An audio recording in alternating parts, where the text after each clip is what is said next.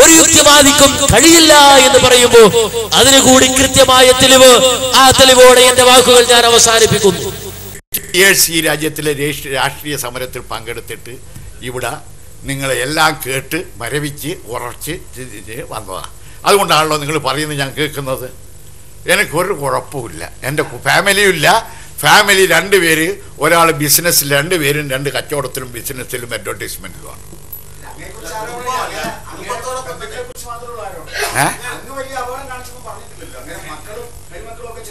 മരുമക്കളില്ല. ഓനൊരു ചെറിയ ബിസിനസ് ഉണ്ട് മരുമോനൊരുത്തനെ. മറ്റവർ 2 പേരും ഒരു ബിസിനസ്സുകാരാണ്. ഒരുത്തൻ ഗൾഫിലാണ്, ഒരുത്തൻ എവിടെയാണ്. ഒരുത്തൻ ഗൾഫിലാണ്.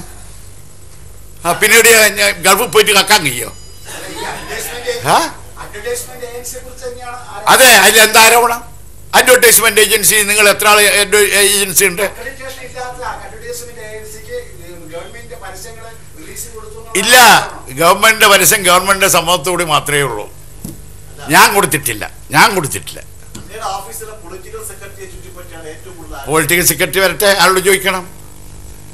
ശശിയല്ലേ മരിഞ്ഞ് പൊളിറ്റിക്കൽ സെക്രട്ടറി എൻ്റെ കൂടെ? ആൾ പോയില്ലേ? അയാൾ വിരിഞ്ഞു പോയില്ലേ? എനിക്ക് ഒരു ഡാമേജ് ഇന്നുമില്ല. ഡാമേജ് നിങ്ങൾക്കാ ഡാമേജ്. എന്നെ പറ്റി പറഞ്ഞാൽ നിങ്ങൾ ഡാമേജ് ആയി. എടോ, ഈ ആരോടും പറയുമ്പോൾ സൂക്ഷിക്കണം, മുകളിലൊരാളുണ്ടെന്നില്ലേ? എടോ, ഈ ആരോടും പറയുമ്പോൾ സൂക്ഷിക്കണം, മുകളിലൊരാളുണ്ടെന്നില്ലേ? കണ്ടോ, യുക്തിവാദിയായ ഇ.കെ. നയനാർ, നമ്മുടെ മുൻ മുഖ്യമന്ത്രിയായിരുന്ന ഇ.കെ. നയനാർ, യുക്തിവാദികളുടെ നേതാവായ ഇ.കെ. നയനാർ തന്റെ കുടുംബത്തെ പറ്റി പറഞ്ഞപ്പോ, തന്റെ മരുമക്കളെ കുറിച്ച് ആരോപണം ഉന്നയിച്ചപ്പോ പത്രക്കാരുടെ മുന്നിൽ അറിയാതെ പറഞ്ഞുപോയി, ആരോപണം പറയുമ്പോ സൂക്ഷിക്കണം, മുകളിൽ ഒരാളുണ്ട് എന്ന് ഓർക്കണ്ടേ എന്ന് ഇ.കെ. നയനാർ പറഞ്ഞുവെങ്കിൽ ഒരു യുക്തിവാദിക്കും അല്ലാഹുവിനെ നിഷേധിക്കാൻ കഴിയില്ല, സാക്ഷാൽ ഇലാഹിനെ നിഷേധിക്കാൻ കഴിയില്ല, ഒരു സൃഷ്ടാവിനെ നിഷേധിക്കാൻ കഴിയില്ല.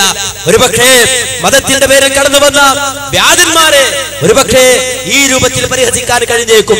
പക്ഷേ അതിന്റെ മറപിടിച്ചുകൊണ്ട് അല്ലാഹുവിനെ നിഷേധിക്കാൻ, സൃഷ്ടാവിനെ നിഷേധിക്കാൻ ഒരു ശക്തിക്കും സാധ്യമല്ല എന്നതിന് നമുക്കിടയിൽ ജീവിച്ചിരുന്ന അറിയപ്പെട്ട യുക്തിവാദിയായിരുന്ന ഇ.കെ. നയനാരുടെ സംസാരം പോലും സാക്ഷിയാണെങ്കിൽ ഈ പ്രഭാഷണത്തിന്റെ അവസാന സൂക്തമായി എന്റെ സഹോദരങ്ങൾ മനസ്സിൽ വെച്ചോ, ഏകനായ സൃഷ്ടാവായ അല്ലാഹു സുബ്ഹാനഹു വ തആല, നിരാശ്രയനായ അല്ലാഹു, ഒരാളുടെയും മകനല്ലാത്ത, ഒരാളുടെയും പിതാവല്ലാത്ത, എല്ലാത്തിനെയും സൃഷ്ടിച്ച് പരിപാലിക്കുന്ന, ഒന്നിനോടും തുല്യമല്ലാത്ത റബ്ബ് സുബ്ഹാനഹു വ തആല, ആ അല്ലാഹുവിനെ മനസ്സിലാക്കണം, ആ സൃഷ്ടാവിനെ മനസ്സിലാക്കണം.